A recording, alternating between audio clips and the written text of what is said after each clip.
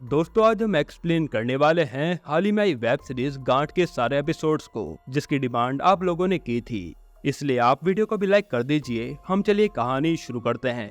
तो एपिसोड 1 की शुरुआत में हम एक फैमिली को देखते हैं जो कि काफी चिंता में बैठी होती है। उसमें से एक व्यक्ति जिसका नाम जतिन होता है, वो एक डायरी खोलने की कोशिश कर रहा होता है। तभी उनके घर की बेल बजती है और यहीं पर सीन कट होता है। फिर हम गुसाई नाम के एक पुलिस वाले को अपने सर गदर सिंह के साथ बैठकर बातें करते हुए देखते हैं, जहां गदर सिंह ने काफी ज्यादा पी रखी थी। साथ ही हमें पता लगता है कि गदर की बीवी अब इस दुनिया में नहीं रही और उसकी बेटी मिनी अपने नाना नानी के साथ रहती है। इसलिए गदर अपनी बेटी की कस्टडी जल्द से जल्द लेना चाहता है। तभी गदर के पास डीएसपी का फोन आता है, जो कि उसे कहते हैं कि जमुना पार में एक बहुत बड़ा कांड हो गया है, तो उस केस को तुम्हें हैंडओवर किया जाता है, जिसे तुम 72 घंटे में खत्म करो, वरना न्यूज वाले हंगामा मचा देंगे। अब यहाँ से गदर सिंह और गोसाई सीधा जमुना पार पहुँचते हैं, जहाँ पहले से ही काफी ज्यादा भीड़ लगी होती है और रिपोर्टर्स सवाल जवाब करने में लगे रहते हैं। तब गदर गोसाई को भीड़ कम करने के लिए कहता है और खुद घर के अंदर जाकर देखता है, जहाँ उसे जीवन नाम का पुलिस वाला कहता है कि ऐसा केस तो पहले कभी नहीं देखा सर। और हम देखते हैं कि पूरी की पूरी फैमिली फांसी पर लटकी होती है और आसपास का माहौल देखकर लग रहा था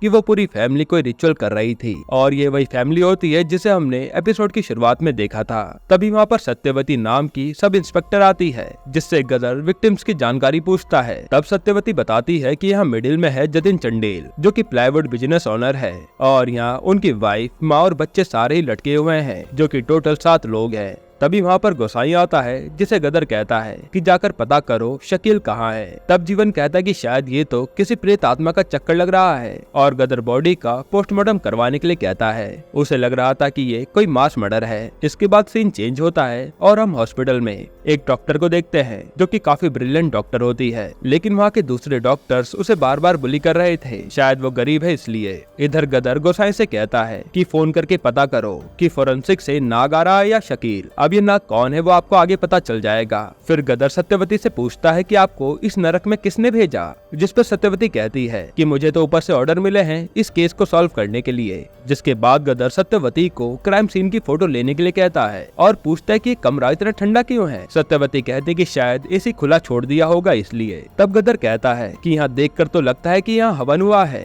और हवन के चलते एसी खुला छोड़ देना ये बात हजम नहीं हो रही। जब आप आई थी तो दरवाजा खुला था क्या? सत्यवती बताती है कि इनके पड़ोसी गुरकीरत सिंह जी का कॉल आया था और उन्होंने ही बताया था कि दरवाजा खुला हुआ था। तभी गदर वहाँ एक कुत्ते का पट्टा देखता है और जीवन पर भड़कते हुए कहता है कि इस घर में एक कुत्ता भी है। तो जीवन मना करता है। गदर चिल्लाते हुए कहता है कि कुत्ते का पट्टा तो है, तो कुत्ता भी यहीं कहीं होगा, जाकर कुत्ते को ढूंढो। तभी छत से कोई रिपोर्टर कैमरा डालकर अंदर की वीडियो शूट करने लगता है, जिसे देखकर गदर और भड़क जाता है। तभी गुसाई आकर गदर को बताता है कि शकील और 7 एम्बुलेंस यहाँ पर आ रही हैं। लेकिन तभी गदर के पास उसके सीनियर एसपी सर का फोन आता है, जो कि उसे कहते हैं कि शकील अभी खाली नहीं है, इसलिए नाग अपनी फोरेंसिक टीम लेकर वहाँ आ रहा है। पर गदर को तो नाग पर जरा भी भरोसा नहीं था और उसे लग रहा था कि शकील आता तो ज्यादा अच्छा होता, क्योंकि वो उसके साथ आराम से इन्वेस्टिगेशन कर पाता। अब गदर गोसाई को अपने पास बुलाता है और कहता है कि तूने एसपी सबरवाल को क्या क्या बताया है। यानी गोसाई हर पल की खबर एसपी को दे रहा था। तभी सत्यवती के चिल्लाने की आवाज आती है और गदर अंदर जाकर देखता है तो जतिन का बेटा कुशाग्र जिंदा होता है। गदर उसे तुरंत एम्बुलेंस में गोसाई के साथ हॉस्पिटल भेज देता है, जिसके बाद उसी एरिया का पुलिस वाला अखिल वहाँ आता है। तब गदर कहता है कि कांड कब का हो रखा है और तुम अब पहुंच रहे हो, जाओ जाकर तहकीकात करो। फिर गदर के पास एसपी का फोन आता है, जिससे वो बताता है कि मैंने बच्चे को हॉस्पिटल भेज दिया है। एसपी कहता है कि ठीक है, फटाफट से इस केस को खत्म करो, क्योंकि मीडिया वाले बहुत प्रेशर बना रहे हैं। जिसके बाद गदर घूमता फिरता छत पर जाता है तो वहाँ एक कुत्ता मरा होता है और उसे बड़ी बेरहमी से मारा गया था। यानी गदर सही कह रहा था कि घर में कुत्ता भी है और उसी घर के छत के सामने वाली छत पर एक बूढ़ी औरत भी बैठी होती है, जिन्होंने काला चश्मा लगा रखा था, यानी उसे अच्छे से दिखाई नहीं देता होगा। फिर गदर नीचे आता है, जहाँ नाग अपनी फोरेंसिक टीम के साथ उस जगह की तहकीकात कर रहा था और वो कहता है कि ये कैसा घर है, यहाँ ना तो खिड़की है और ना ही कोई वेंटिलेशन की जगह, यहाँ तो मैं दम घुटने की वजह से ही मर जाऊंगा और ये घर के बीच में पाइप किस लिए लगा होगा। तभी सत्यवती गदर को कहती है कि गुरकीरत सिंह बयान देने के लिए तैयार है। तब गदर अखिल को घर के बीच पाइप क्यों लगे हैं वो पता करने के लिए कहता है और खुद नीचे जाता है, जहाँ उसे सीढ़ी के पास कुछ अजीब सी चीजें दिखती हैं और वो उसे खोल कर देखता है तो सीढ़ी के नीचे एक अलग सा कमरा होता है। दूसरी तरफ हम उसी ब्रिलियंट डॉक्टर साक्षी को देखते हैं जो कि काफी घबराई हुई होती है और वो कोई पिल्स खा रही थी। तभी वहाँ एक कंपाउंडर आता है जो उसे कहता है कि अरे तुमने फिर से दवाई खा ली, इन सबसे कुछ भी नहीं होगा, जाकर कंप्लेन करो उन डॉक्टर्स के खिलाफ जो तुम्हें परेशान करते हैं। तब ये कहते कि मैं किसे कंप्लेन करूं, यहाँ तो मेरी कोई सुनेगा भी नहीं। तब कंपाउंडर कहता है कि तुम्हारे लिए गुड न्यूज लाया हूँ, तुम्हारा सीनियर डॉक्टर कुछ दिनों के लिए बाहर चला गया है और आज से तुम उसके सारे केस हैंडल करोगी। फिर वो पूछता है कि तुम जमुना पार्क के रूम में सेटल हो गई क्या, यानी साक्षी भी उसी एरिया में रहती है। तभी हॉस्पिटल में अलार्म बजता है और साक्षी बाहर जाकर देखती है तो कुशागर को पुलिस वाले इमरजेंसी वार्ड में एडमिट करा रहे होते हैं। इधर गदर और सत्यवती सीढ़ी के नीचे मिले कमरे की तहकीकात कर रहे होते हैं, जहाँ उन्हें वहीं पाइप नीचे आते हुए दिखती है। गदर सत्यवती को कहता है कि नाग को कहो कि यहाँ पर भी आकर तहकीकात करे, क्योंकि उसे लग रहा था कि इस बेसमेंट में भी कोई रहता था। इसी के साथ एपिसोड 1 यहीं पर खत्म होता है। एपिसोड 2 की शुरुआत में हमें उन लोगों की मृत्यु से 8 महीने पहले का सीन दिखाया जाता है, जहां जतिन की फैमिली हवन कर रही होती है। तभी एक कबूतर छत से हवन में गिर के जल जाता है और कबूतर के गिरते ही जतिन को पता नहीं क्या हो जाता है, वो अचानक से काफी अजीब सा हरकतें करने लगता है। दूसरी तरफ हम बेसमेंट का सीन देखते हैं, जहाँ पर एक आदमी और औरत सो रहे होते हैं। यहीं पर सीन कट होता है। फिर हम प्रेजेंट में गदर को देखते हैं जो अपने अंगूठे में पट्टी बांध रहा था, क्योंकि बेसमेंट में जांच करते समय उसके पैर में कील चुभ गई थी। जिसके बाद सत्यवती गदर को गुरकीरत सिंह से मिलवाती है और गदर उनसे पूछता है कि आप जब यहाँ आए तो दरवाजा खुला था क्या। गुरकीरत कहता है हाँ। फिर गदर पूछता है कि आप इस फैमिली के क्या लगते हो। गुरकीरत कहता है कि मैं तो पड़ोसी हूँ और यहीं पर मेरी बगल में दुकान भी है। तभी वहाँ एक सनी नाम का रिपोर्टर आकर गदर से कुछ सवाल जवाब करने लगता है, लेकिन गदर कुछ भी नहीं बोलता और पुलिस वालों के बार बार मना करने पर भी वो बार बार सवाल करे जा रहा था, जिससे परेशान होकर गदर उसे पकड़कर चाटे लगा देता है। फिर हम गदर को एसपी और डीएसपी के साथ देखते हैं, जहाँ डीएसपी उसे सनी को मारने वाली वीडियो दिखाकर उसे खूब डांटते हैं। डीएसपी कहते हैं कि देखो गदर, काफी दिनों तक सस्पेंड होने के बाद तुम्हें केस पर वापस लिया गया है। अब मीडिया और कोई रायता फैलाए इससे पहले तुम इस केस को जल्दी सॉल्व करो। जिसके बाद गदर सभी पुलिस वालों को इकट्ठा करता है और उन्हें कहता है कि जल्द से जल्द हमें इस केस को सॉल्व करना होगा, इसलिए सभी पड़ोसियों और आसपास के घर वालों से पूछताछ करो और जो भी सुराग मिले उसे मेरे पास ले आओ। जिसके बाद सभी पुलिस वाले आसपास के पड़ोसियों से पूछताछ करने लग जाते हैं और गदर एक लकड़ी के गोदाम में जाकर वहाँ काम कर रहे आदमियों से पूछताछ कर रहा होता है। यहाँ वो बताते हैं कि चंडेल परिवार काफी अच्छा था और मेरे मजदूर वहाँ प्लाईवुड का काम करने जाते थे। फिर गदर एक हवलदार को उन आदमियों पर नजर रखने के लिए कहता है और वहाँ से चले जाता है। इधर सत्यवती और जीवन उस बूढ़ी औरत से पूछताछ कर रहे होते हैं, जहाँ वो बूढ़ी औरत बताती है कि हाँ, मैंने एक साये को छत से उतरते हुए देखा था और काफी कुत्ते भौंक रहे थे। तब उनका पोता कहता है कि दादी की आंखों में दिक्कत है, उन्हें दिन में तारे और रात को साया उतरते हुए दिखता है, आप इनकी बातों पर ध्यान मत दो। जिसके बाद हम हॉस्पिटल में साक्षी को देखते हैं और वह कंपाउंडर से कहती है कि मुझे इस केस को सॉल्व करना है। उसके लिए वो एक फर्जी डॉक्यूमेंट बना रही होती है, जिसमें वो अपने सीनियर डॉक्टर ग्रोवर का नकली सिग्नेचर करने लगती है ताकि उसे कुशाग्र का केस मिल जाए।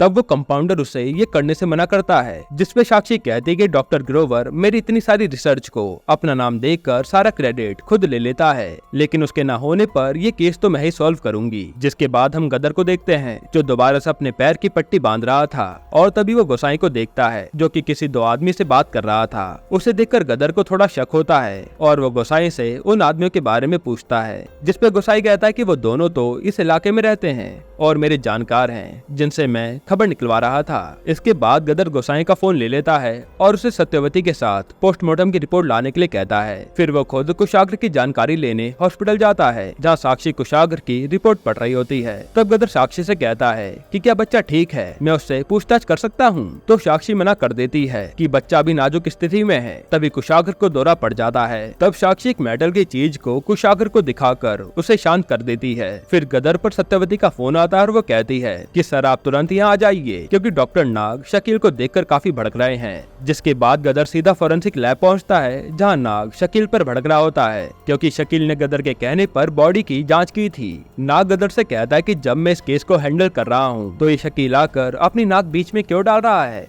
तब गदर सिचुएशन को संभालते हुए कहता है कि आप तो हमारे लिए इतना काम कर रहे हैं, तो काम खत्म होने के बाद शाम को बार में मिलते हैं ना। इसके बाद हम इन सबको बार में बैठे हुए देखते हैं, जहाँ नाग गदर को कहता है कि इस केस में ज्यादा कुछ भी नहीं है, इस फैमिली ने खुद ही आत्महत्या करी है, तो इस केस को खत्म करो और जल्द से जल्द अपनी बेटी पर ध्यान दो। अब यह बैठे बैठे गदर ज्यादा दारू पी लेता है, जिसके बाद शकील उसे घर छोड़ने जाने लगता है, लेकिन गदर कहता है कि घर नहीं, मुझे हकीकत नगर जाना है। तब शकील गदर को हकीकत नगर छोड़ देता है। वहाँ गदर गुरकीरत से पूछताछ करता है, तो गुरकीरत बताता है कि मोहल्ले में उल्टी सीधी खबर सुनाकर डराया जा रहा है। लोग ये तक कह रहे हैं कि ये फैमिली काला जादू करती थी, लेकिन मुझे पता है कि ये फैमिली कितनी मेहनती थी। मेरी इस एरिया में सबसे पुरानी दुकान है और मेरे सामने जतिन ने अपना प्लाईवुड का कारोबार शुरू करा था और उसका बड़ा भाई उदय, जो मेरा काफी अच्छा दोस्त था, उसने अपनी हार्डवेयर की दुकान खोली थी। डेली दूध घर पर देने के बाद वो मेरे साथ टहलने जाया करता था, लेकिन जब आज मैंने दूध सीढ़ियों पर रखा देखा तो हालचाल लेने के लिए मैं ऊपर गया था और वहीं पर मैंने इन सबको टंगे हुए देखा।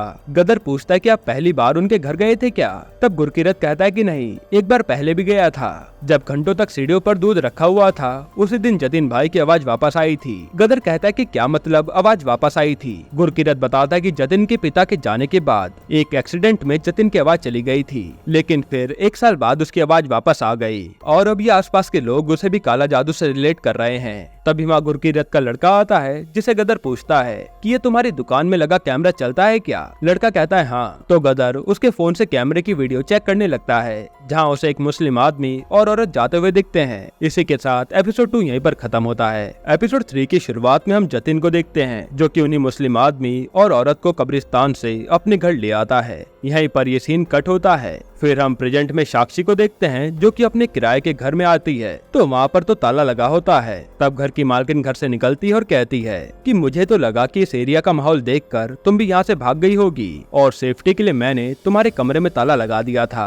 अब तुम अंदर वाले दरवाजे से ही अपने कमरे में जाया करो। जिसके बाद साक्षी अपने कमरे में जाती है और उसका कमरा देखने में काफी खंडर सा लग रहा था। पता नहीं साक्षी इस कमरे में कैसे रहती है। खैर दूसरी तरफ गदर अखिल से गुरकीरत के कैमरे की वीडियोस मांगता है, लेकिन अखिल तो गदर को हकीकत नगर के रक्षा दल के मेंबर्स बल्ली और राजवीर से मिलवा रहा होता है। तब गदर कहता है कि मुझे जल्दी से वीडियो ला कर दो और फालतू लोगों से मुझे न मिलवाया करो। इधर हम हॉस्पिटल का सीन देखते हैं, जहाँ एक सीनियर डॉक्टर को साक्षी के बारे में पता लग जाता है कि उसने फेक डॉक्यूमेंट दिया था। तब वो डॉक्टर साक्षी से कहता है कि तुम बस पुलिस वालों से ही कोऑर्डिनेट करोगी, बाकी उस बच्चे को मेरी टीम संभालेगी। जिसके बाद हम गदर और सत्यवती को बातें करते हुए देखते हैं कि कोई भी पड़ोसी ढंग से कुछ बता नहीं रहा है। तब गदर उसी राजीव के पास जाता है और कहता है कि कृपया करके आप हमारा साथ दीजिए। तब राजीव उनके साथ बल्ली को भेजता है, जिस वजह से पड़ोसी अब खुल के पुलिस वालों को सारी बात बताने लगे थे। पड़ोसी पुलिस वालों को उन दोनों मुस्लिम आदमी और औरत के बारे में भी बताते हैं, और आदमी का नाम जबर होता है और औरत का नाम हसीना।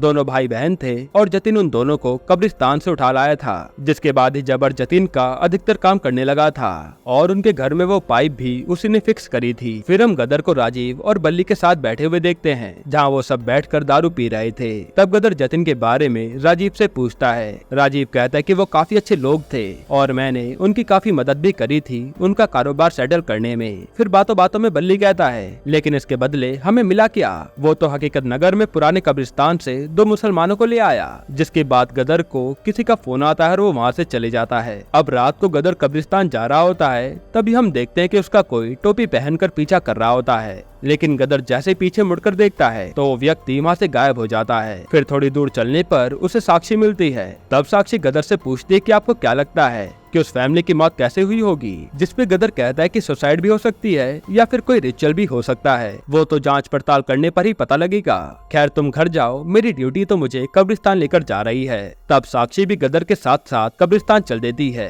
और रास्ते में उसे अपनी थ्योरी समझाने लगती है कि उस फैमिली के साथ क्या क्या पॉसिबिलिटी हो सकती है। तब गदर उसे कहता है कि देखिए मैडम, हमें अपना काम अच्छे से आता है, वैसे भी प्रैक्टिकली सोचने में और फिजिकली करने में काफी अंतर होता है। फिर ये दोनों कब्रिस्तान के अंदर जाते हैं, जहाँ एक पेड़ पर बीड़ी वाला बाबा उल्टा लटका होता है। इसे देखकर पहले तो दोनों डर जाते हैं। तब गदर बाबा से पूछता है कि जबर और हसीना पहले तेरे साथ ही रहते थे ना, अब वो कहाँ हैं? जिस पर वो बाबा अजीब से शब्दों का प्रयोग करके कुछ बोलने लगता है। और ये बातें इन दोनों की समझ नहीं आती, लेकिन साक्षी उसकी बातों को काफी गौर से सुन रही थी। जिसके बाद गदर उस बाबा को थाने ले जाता है और साक्षी रूम पर चली जाती है। अब अगले दिन एसपी गोल्फ खेल रहा होता है और गदर उसके पास खड़ा था। यहाँ हमें पता लगता है कि गदर एसपी का जीजा है और गदर की वाइफ एसपी की बहन थी। तब गदर एसपी को कहता है कि तुमने अपने मम्मी डैडी से बात करी कि वो मिनी की कस्टडी मुझे दे दे, जिसपे एसपी कहता है कि तुम पहले इस केस को सॉल्व कर लो, तब मैं मम्मी डैडी से बात कर लूंगा। अब इधर हकीकत नगर में वो बुढ़िया भी गुजर गई थी जो छत पर बैठी रहती थी और पड़ोसी बातें बना रहे होते हैं कि चंडेल परिवार का साया इन्हें भी उठा ले गया। इसके बाद गदर पुलिस स्टेशन जाता है जहाँ हकीकत नगर के लोग खड़े होकर नारा लगा रहे थे कि चंदेल परिवार का अंतिम संस्कार करो, उन्हें मुक्ति दे दो। अब अंदर जाकर गदर सत्यवती से कहता है कि बैंक जाओ और जतिन की फाइनेंशियल रिपोर्ट लेकर आओ। तो सत्यवती कहते कि मैं तो कल ही बैंक गई थी और मुझे एक अजीब सी बात भी पता लगी कि इस पूरी चंडेल फैमिली में सिर्फ एक ही पर्सन का अकाउंट है जो कि जतिन के नाम पर है और दोनों भाइयों के बिजनेस की कमाई, यहाँ तक कि पिंकी की सैलरी भी इसी अकाउंट में आती थी। तब गदर सत्यवती से कहता है कि जतिन से किसी ने लोन भी लिया था, उसके बारे में भी पता करो। फिर गोसाई गदर से पूछता है कि आप और साक्षी जी कल रात कब्रिस्तान में क्या कर रहे थे, जिसपे गदर कहता है कि तू अपना ज्यादा दिमाग मत चला और तू हॉस्पिटल पहुंच और जाने से पहले शकील को कह देना कि वो सैंपल मेरे पास भेज दे। अब इधर हॉस्पिटल में साक्षी उस बीड़ी वाले बाबा की बातों को कागज पर लिखकर उसे समझने की कोशिश कर रही थी और गोसाई भी वहीं बैठा होता है। तभी साक्षी कहते कि मैंने इसे सॉल्व कर लिया है और वो बताते कि हसीना और जबर कहीं जाने वाले हैं और इसे सॉल्व करने पर एक ही नाम आता है कटिहार का, जो कि बिहार में है। उधर हम गदर को देखते हैं जिसे सत्यवती आकर बताती है कि जतिन के बैंक से 2 भागों में पैसे निकाले गए थे, एक 22 की रात को 1 लाख रुपए और 23 की सुबेरे 50,000 रुपए। जिसे सुनकर गदर कहता है कि पैसों की ट्रांजैक्शन होने के बाद ही वो दोनों जबर और हसीना यहाँ से गायब हो जाते हैं। इन दोनों में कनेक्शन तो लग रहा है। एक काम करिए, एटीएम की फुटेज चेक करिए और साथ ही रेलवे स्टेशन की भी फुटेज निकालिएगा। अब एटीएम की फुटेज चेक करने पर उन्हें जबर की फोटो मिल जाती है और रेलवे फुटेज चेक करने पर जबर और हसीना दोनों कटिहार की ट्रेन में बैठे होते हैं। तब गोसाई साक्षी की बताई बातें गदर को बताता है, जिसकी गदर तारीफ करता है और यहाँ गोसाई ने साक्षी का सारा क्रेडिट खुद ही ले लिया था। फिर गदर ये बातें एसपी और डीएसपी को बताता है, जिसके बाद एक प्रेस कॉन्फ्रेंस बैठाई जाती है और सभी मीडिया वालों को डीएसपी बता रहे होते हैं कि हमारे ऑफिसर्स ने पिछले 72 घंटों में बिना रुके इस केस को सॉल्व किया है और जितने भी सबूत मिले हैं उससे ये साबित होता है कि it's a case of mass murder और अपराधियों को आइडेंटिफाई कर लिया गया है, उन्हें ढूंढा जा रहा है। अब अगले दिन सबको लगता है कि लगभग पूरा केस सॉल्व हो गया है और चंदेल फैमिली का अंतिम संस्कार होने जा रहा होता है। तब गदर गोसाई से कहता है कि तूने हमारी नाक कटने से बचा ली और अब जो टीम हसन और जबर को लेने जाएगी तो उसे लीड करेगा और जब तक हसीना और जबर यहाँ नहीं आ जाते तब तक शकील की रिपोर्ट से हम काम चला लेंगे। इसके बाद चंदेल फैमिली की चिता पर आग लगाई जाती है और गदर गुरकीरत सिंह से कहता है कि अब जल्द से जल्द ये केस सॉल्व हो जाएगा, आप चिंता मत करिए। जिस पे गुरकीरत कहता है कि आप अभी भी लोगों को ढंग से पहचान नहीं पाए, यहाँ पिंकी चंदेल का मंगेतर आपको कहीं भी दिखाई नहीं दिया, अभी तो आपको बहुत सारे सवालों के जवाब ढूंढने हैं। तभी गदर के पास शकील का फोन आता है और वो बताता है कि फ्रिज खराब होने के कारण जो हमने बॉडी के सैंपल लिए थे वो सभी बेकार हो चुके हैं, किसी भी हालत में बॉडी को जलने मत देना, सैंपल लेने आ रहा हूँ मैं। लेकिन अब तो काफी देर हो चुकी थी, सारी की सारी बॉडीज काफी ज्यादा जल चुकी थी और अब गदर कुछ भी कर नहीं पाता। यहीं पर एपिसोड 3 खत्म होता है। एपिसोड 4 की शुरुआत में हम उन लोगों की मृत्यु से 3 महीने पहले का सीन देखते हैं जहां पिंकी की एंगेजमेंट हो रही होती है और पूरी चंदेल फैमिली काफी एंजॉय कर रही होती है। लेकिन जतिन इस समय भी थोड़ा चिंता में लग रहा था। यहीं पर सीन कट होता है। फिर हम प्रेजेंट में गुसाई और तनवर को देखते हैं जो कि कटिहार पहुंच जाते हैं जबर और हसीना को लेने के लिए। यहाँ वो एक झोपड़ी का दरवाजा तोड़कर अंदर जाते हैं और जबर को पकड़ लेते हैं। फिर वो उसे हसीना के बारे में पूछते हैं, साथ ही वो ये भी पूछते हैं कि तूने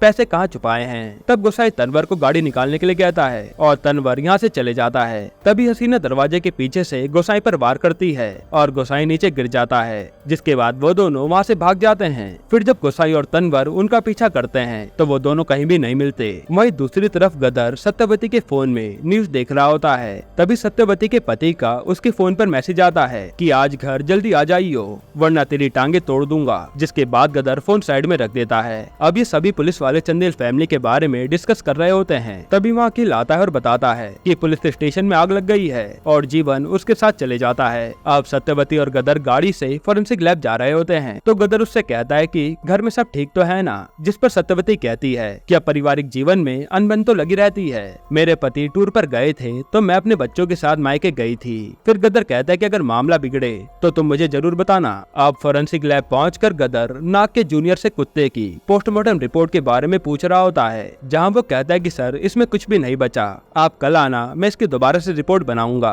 इसके बाद मैं इस कुत्ते को डस्टबिन में फेंक दूंगा। जिस पर गदर कहता है कि वो तो मेरा काम है, तुम बस रिपोर्ट बनाने पर ध्यान दो। अब अगले दिन गोसाई गदर को बता रहा होता है कि हमने उनकी झोपड़ी लोकेट कर ली थी, लेकिन वहाँ वो दोनों नहीं मिले। लगता है वो दोनों यहाँ से भाग गए। यानी गोसाई ने गदर से झूठ बोल दिया था, वरना उसे काफी डांट पड़ती।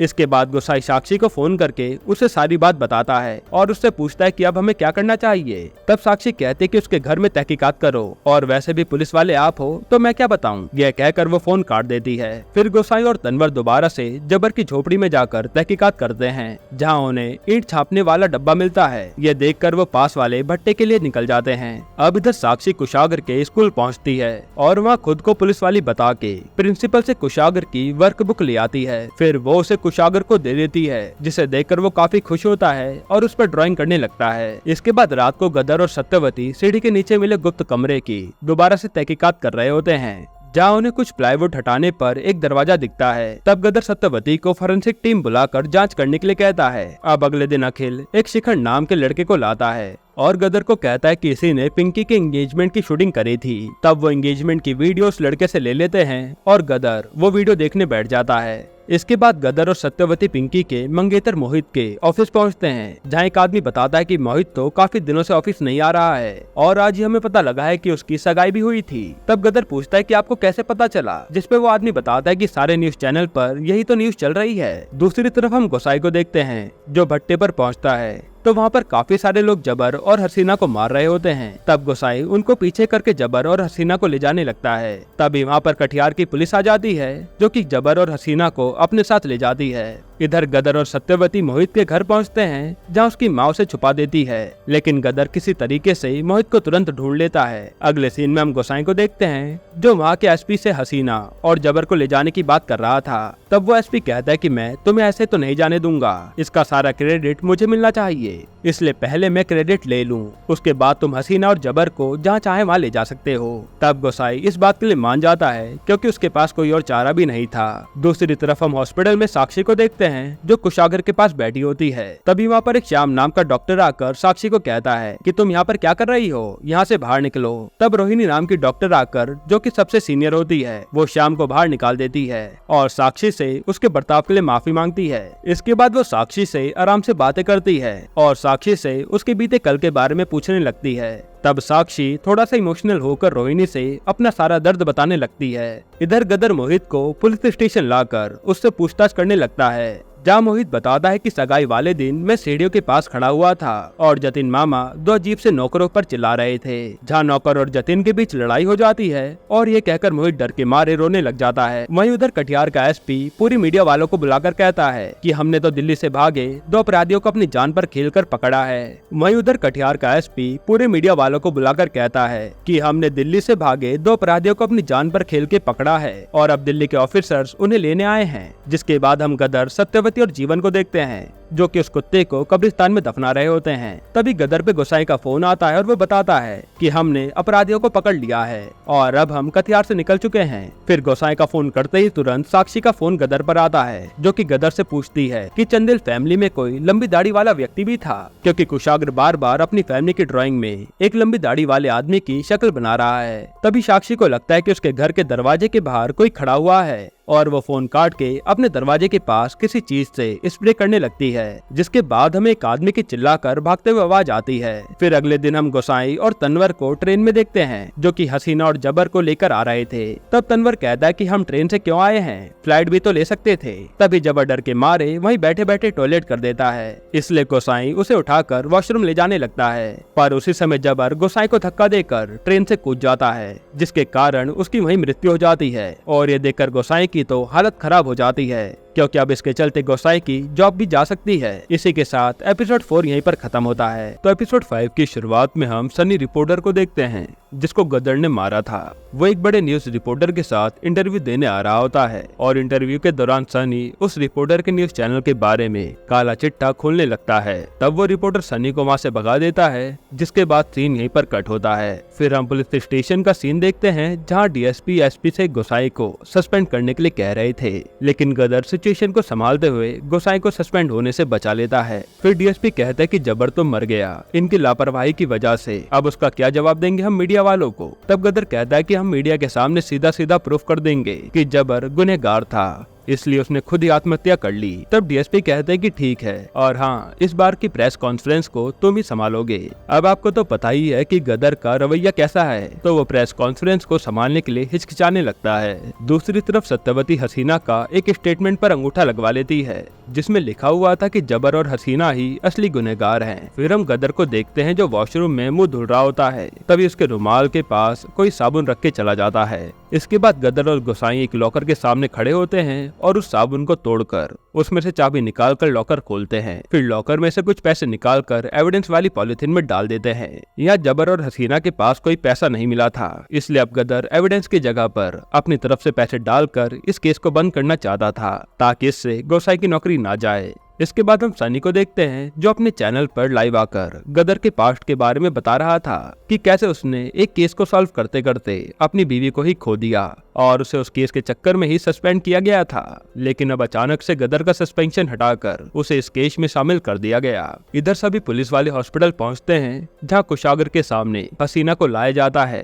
ताकि कुशागर उसे पहचान सके, लेकिन हसीना को देखते ही कुशागर को फिर से दौरा पड़ जाता है। तब साक्षी कुशागर को बेहोशी का इंजेक्शन देकर शांत करवाती है। इसके बाद हम प्रेस कॉन्फ्रेंस का सीन देखते हैं जहां डीएसपी सभी मीडिया वालों को बता रहे होते हैं कि फाइनली हम इस केस के कंक्लूजन तक पहुंच चुके हैं और अब आपको गदर सिंह इस केस को एक्सप्लेन करेंगे, जिसके बाद गदर मीडिया वालों को पूरा केस बताता है। दूसरी तरफ सनी दोबारा से अपने चैनल पर लाइव आकर अपनी ऑडियंस को बता रहा होता है कि कैसे 2 मासूम नौकरों को फंसाकर गदर सिंह ने इस केस को बंद कर दिया, लेकिन मैं इस केस के खिलाफ आवाज उठाता रहूंगा जब तक कि असली गुनहगार को सजा नहीं मिल जाती। अब रात को गोसाई अपने 2 रिपोर्टर दोस्तों के साथ दारू पी रहा होता है जहाँ उसके रिपोर्टर दोस्त उसे भड़का रहे होते हैं कि गदर ने आज तक तुझे जरा से भी इज्जत नहीं दी। तब गोसाई कहता है कि इसलिए तो मैं तुम्हें उसकी सारी टिप दिया करता था, लेकिन आज के बाद मैं कोई भी टिप नहीं दूंगा। उसने मेरे बड़े भाई की तरह मुझे सस्पेंड होने से बचाया है, और ये लो अपना फोन और आज के बाद मुझे कांटेक्ट मत करना। अब अगले दिन गदर अपनी बेटी मिनी से मिलता है और उसे घुमाते हुए हॉस्पिटल में कुशागर से मिलवाने ले जाता है,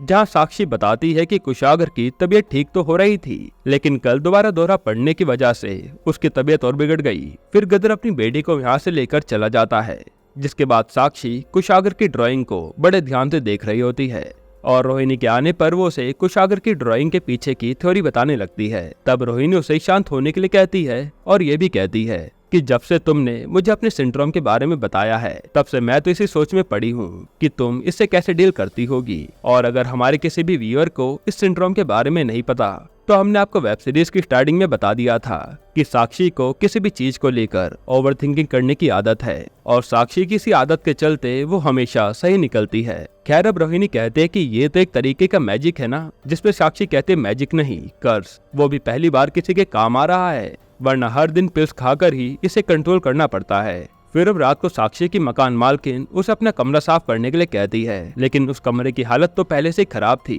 तब साक्षी कहती कि मैं जितना करती हूँ उतना बहुत है, मुझे ज्यादा ज्ञान मत दीजिए। अब इन दोनों के बीच थोड़ी सी बहस हो जाती है। तभी साक्षी को कुशागर की एक ड्राइंग दिखती है जिसे देखकर वो सीधा हॉस्पिटल पहुंचती है और रूम में जाकर कुछ फाइल्स चेक करने लगती है। तभी डॉक्टर ग्रोवर की आवाज आती है जिसे सुनकर साक्षी घबरा जाती है और डॉक्टर ग्रोवर कहते हैं कि मुझे तुमसे बात करनी है, लेकिन अभी नहीं, बाद में करूंगा, और हाँ, कल मुझे एक न्यूज चैनल पर इंटरव्यू देने जाना है, इसलिए क्या तुम इस बच्चे की केस की फाइल मेरे लिए बना दोगी? तब साक्षी कहती है हाँ। इसके बाद हम दोबारा से उसी रिपोर्टर को देखते हैं जो सनी की वीडियोस देख रहा होता है, जिसमें सनी अपनी ऑडियंस को बता रहा था कि कटिहार की पुलिस के बयान के मुताबिक जब्बर और हसीना के पास से कोई भी पैसा बरामद नहीं हुआ था। तो ये गदर सिंह ने कहां से पैसे बरामद कर लिए, वो भी 1.5 लाख रुपए। तब ये रिपोर्टर अपने आदमी को डिबेट शो में सनी को भी बुलाने के लिए कहता है। अब रात को गदर अपनी बेटी को हर जगह घुमाकर घर लाता है, जहां सभी लोग उसकी बेटी का बर्थडे सेलिब्रेट करने के लिए आए होते हैं। उसी टाइम वो रिपोर्टर कुछ लोगों के साथ न्यूज चैनल पर लाइव आता है और सनी की बातों को सबके सामने रखते हुए गदर पर इल्जाम लगाने लगता है। तब उस न्यूज को देखकर मिनी के नाना नानी उसे वहां से ले जा लेते हैं और धीरे धीरे करके सभी लोग वहां से चले जाते हैं। तब बेचारा गदर अपनी बेटी का बर्थडे भी सेलिब्रेट नहीं कर पाया था, जिससे वो काफी दुखी होता है। इसी के साथ एपिसोड 5 यहीं पर खत्म होता है। एपिसोड 6 की शुरुआत में हम उन लोगों की मृत्यु से 8 महीने पहले का सीन देखते हैं, जहां एक आदमी कुशागर पर नजर रख रहा होता है और कुशागर की छुट्टी होने के बाद वो उसका पीछा भी करता है। यहीं पर सीन कट होता है। फिर हम गदर को देखते हैं जो कि दारू पीकर रोड पर तमाशा कर रहा था। तब वहाँ की पुलिस आकर उसे पकड़ने की कोशिश करती है, लेकिन वो तो उसी पुलिस वाले को चाटा मार देता है, जिस पर वो पुलिस वाला उसे अरेस्ट कर लेता है। बाद में जीवन जाकर गदर को छुड़वाता है। तभी गदर के पास रिपोर्टर सनी का फोन आता है। वो कहता है कि माना आपने पास्ट में कुछ गलतियां करी है, लेकिन मैं जानता हूँ कि आप एक ऑनेस्ट पुलिस वाले हैं, तो मैं आपकी कुछ मदद करना चाहता हूँ। इसलिए आज रात कब्रिस्तान के पीछे वाली गली में आ जाना। जिसके बाद हम साक्षी को देखते हैं, जिसे एक डरावना सपना आता है और उसकी आंख खुल जाती है। फिर वो हॉस्पिटल जाती है जहाँ सभी सिक्योरिटी वाले सो रहे होते हैं। तब वो कुशागर के वार्ड में जाती है, लेकिन वो वार्ड तो लॉक होता है और साक्षी वार्ड के अंदर देखती है तो वहाँ एक आदमी खड़ा होता है, जिसे देखकर वो चिल्लाते हुए दरवाजा खोलने लगती है। तभी वो आदमी खिड़की से कूदकर भाग जाता है। फिर साक्षी हॉस्पिटल के नीचे आती है और कंपाउंडर को कहती है कि कुशागर का ध्यान रखना। यह कहकर वो उस आदमी का पीछा करने लगती है, मगर थोड़ी दूर पीछा करने पर वो आदमी कहीं गायब हो जाता है। जिसके बाद थोड़े कदम चलने पर उसे गदर सिंह दिखाई देता है। तभी साक्षी चिल्लाकर कहती है कि सर नीचे झुकिए, और वही आदमी गदर पर गोली चला देता है। हालांकि गदर उससे बच जाता है। तब गदर उस आदमी से लड़ने लगता है, लेकिन गदर के पैर में चोट लगने के कारण वो आदमी वहां से भाग जाता है। पर लड़ते समय गदर के हाथ में उस आदमी का एक धागा रह गया था। फिर ये दोनों तुरंत हॉस्पिटल पहुंचते हैं, जहां जाकर इन्हें पता लगता है कि कुशागर अब इस दुनिया में नहीं रहा। तभी वहां पर एक सीनियर डॉक्टर आता है जो कहता है कि कुशागर की एक नेचुरल डेथ हुई है, तो कल तक मुझे इसकी रिपोर्ट बनाकर दे देना। लेकिन साक्षी कहती है कि नेचुरल डेथ कैसे हो सकती है। तब वो डॉक्टर साक्षी को शांत करवा देता है। फिर साक्षी बाहर बैठी होती है, जहां वो गदर पे चिल्लाती है कि मैंने आपको कितनी बार कहा था कि कुशागर की ड्राइंग देख लीजिए, और आज तो आप पर हमला भी हो चुका है, तब भी आप शांत बैठे हुए हैं। आप चाहते तो जब्बर को बचा सकते थे, लेकिन आपने कुछ भी नहीं किया। ये सब कहकर साक्षी वहां से चली जाती है। तभी गदर को अपनी बीवी की याद आती है।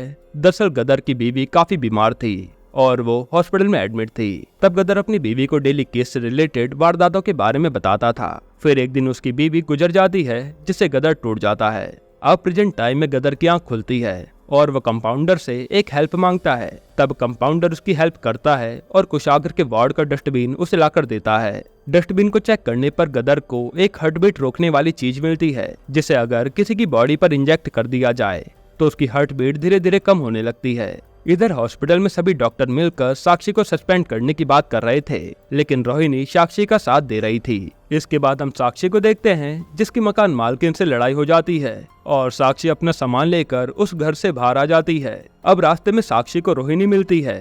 तब साक्षी उसके गले लगकर रोने लगती है, जिसके बाद रोहिणी साक्षी को अपने घर ले आती है। तभी रोहिणी के घर की बैल बजती है और वो साक्षी को कहती है कि जब मैंने तुम्हारी फोन पर रोते हुए आवाज सुनी तो मैंने किसी को बुला लिया। फिर रोहिणी दरवाजा खोलती है तो वहाँ पर गदर आया होता है। अब गदर साक्षी को वही हार्टबीट रोकने वाली चीज दिखाता है, जिसे देख साक्षी कहते कि मैं तो कह ही रही थी कि कुशागर की नेचुरल डेथ नहीं हुई है, लेकिन कोई मेरी बातों को सुनने के लिए तैयार नहीं था। फिर गदर एसपी से जाकर मिलता है।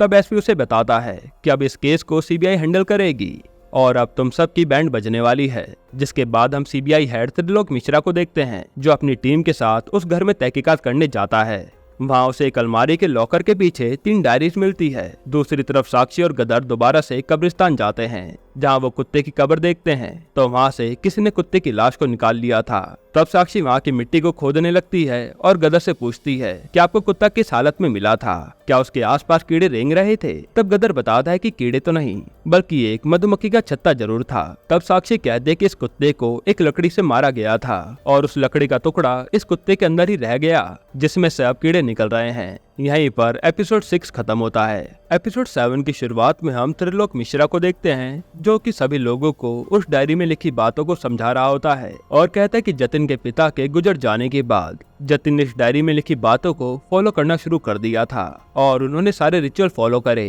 क्योंकि उन्हें रिचुअल करते समय लगता था कि वो अपने पिता से मिल पाएंगे, लेकिन होता उसका उल्टा है और उनकी मौत हो जाती है।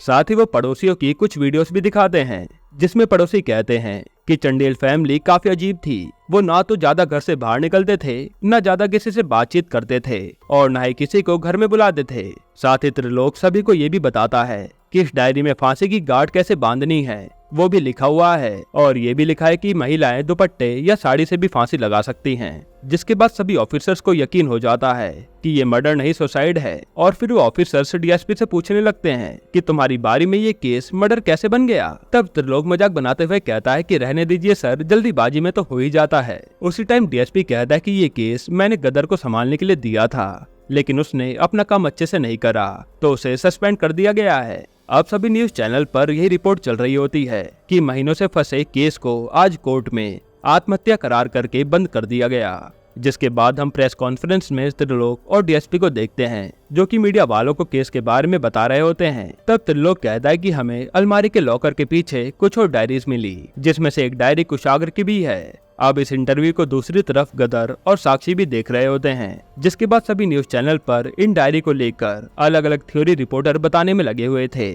और आसपास के पड़ोसियों की झूठी गवाही लेकर न्यूज चैनल पर दिखाए जा रहे थे। फिर हम गदर और साक्षी को जीवन से बात करते हुए देखते हैं, जहाँ गदर जीवन को कहता है कि तू मोहित के घर जा सकता है। जीवन पूछता है लेकिन जाना क्यों है। तब साक्षी कह दे कि हमें बस पिंकी की हैंडराइटिंग के बारे में पता करवाना है, और वो उसे कुशाग्र की नोटबुक दिखाकर कहती है कि इस नोटबुक में कुशाग्र ज्यादातर अल्फाबेट उल्टे लिखता था, लेकिन जो कुशाग्र की डायरी सीबीआई ने ढूंढी है उसमें सभी अक्षर ठीक लिखे हुए हैं। तो एक 10 साल का बच्चा कैसे डायरी में सब कुछ ठीक लिख सकता है। तब जीवन कहता है कि ठीक है, मैं कुछ जुगाड़ करता हूँ। फिर गदर कहता है कि मंगनी वाले दिन ही जतिन ने जबर और हसीना को घर से बाहर निकाल दिया था, और अब हसीना तो पता नहीं कहाँ होगी। इसके बाद रात को साक्षी अकेले कब्रिस्तान में हसीना को ढूंढने जाती है, जहाँ हसीना उसे एक कोने में बैठी हुई दिखती है, और ये सीन काफी डरावना था। दूसरी तरफ जीवन मोहित के घर पर होता है और वो पिंकी की दी हुई चिट्ठियाँ मोहित से ले लेता है। इधर साक्षी हसीना को अपने साथ रोहिणी के घर ले आती है। जिसके बाद हम एसपी को देखते हैं, जो गदर के घर जाता है, लेकिन गदर उसे वहाँ नहीं दिखता।